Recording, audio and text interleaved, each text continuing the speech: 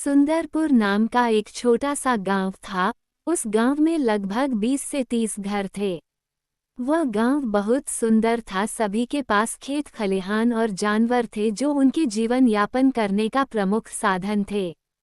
उसी गांव में हरिया नाम का एक दूधवाला व्यक्ति था, जिसके जीवन यापन करने का एकमात्र साधन गायों का दूध बेचना और उससे पैसे कमाना था।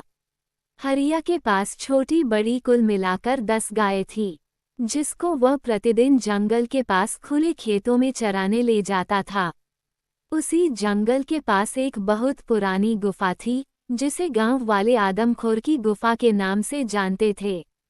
उस गुफा में कोई जाता नहीं था। अगर गलती से कोई चला गया तो वह उस गुफा से वापस नहीं आ पाता था। एक दिन हरिया अपने गायों को चराने ले गया था। शाम को वापस लौटते समय उसकी एक गाय घास चरते चरते आदमखोर की गुफा में पहुंच गई। वह गाय बहुत दूध देने वाली गायों में से एक गाय थी। अब हरिया क्या करे? उस गाय को बहुत खोजने के बाद उसके पैर के निशानों से समझ गया कि उसकी गाय उसी आदमखोर की गुफा में गई है।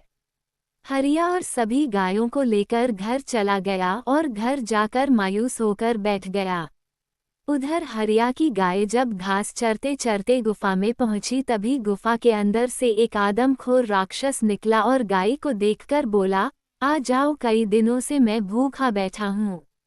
आज भगवान ने तुम्हें मेरे लिए भेजा है, तुम्हें खाकर मैं अपनी भूख मिटा लूंगा। आदमखोर की बातें सुनकर गाय बहुत डर गई और जोर जोर से रोने लगी। लेकिन गाय बहुत साहसी थी। उसने सोचा, रोने से कुछ नहीं होने वाला है, यहाँ से निकलने के लिए कुछ तो करना पड़ेगा। गाय ने अपना दिमाग चलाया और बोला, आपका इतना बड़ा शरीर है, मुझे मारकर खाने से आपकी भूख नहीं मिटेगी। आप मुझे आज जाने दो, कल मैं अपने साथ 2 और गायों को लेकर आऊंगी, तब आप हम सभी को मारकर खा लेना और आपकी भूख भी पूरी तरह से मिट जाएगी।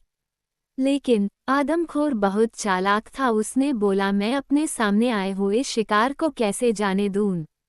आदमखोर ने दोबारा से बोला, तुम्हें एक शर्त पर जाने दूंगा कि अगर कल तुम नहीं आई तो मैं कल तुम्हारे घर पर आकर सारे जानवरों को खा जाऊंगा। गाय बोली, मैं अपना वचन निभाऊंगी और मैं कल जरूर आऊंगी। इस बात पर आदमखोर गाय को जाने देता है। हरिया अपने पास गाय को आते देख बहुत खुश होता है।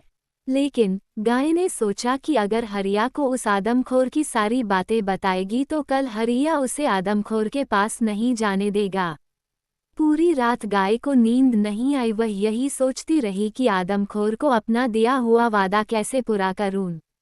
अगर अन्य सभी गायों को आदमखोर की बातें बता दूं तो कल उसके साथ कोई नहीं जाएगा और आदमखोर उसके घर पर आकर सभी गायों को खा जाएगा। अगली सुबह हरिया सभी गायों से दूध निकाल कर बेच आया। हर दिन की तरह उस दिन भी हरिया गायों को चराने ले गया। घास चरते चरते शाम होने वाली थी। हरिया को नींद आ गई और गाय ने अपने कहे अनुसार अपने साथ 2 गायों को लेकर आदमखोर की गुफा में जा पहुंची। गाय की महक से आदमखोर जग कर खड़ा हो गया और देखा तो गाय अपने वादे के अनुसार अपने साथ 2 और गाय लेकर आ गई थी।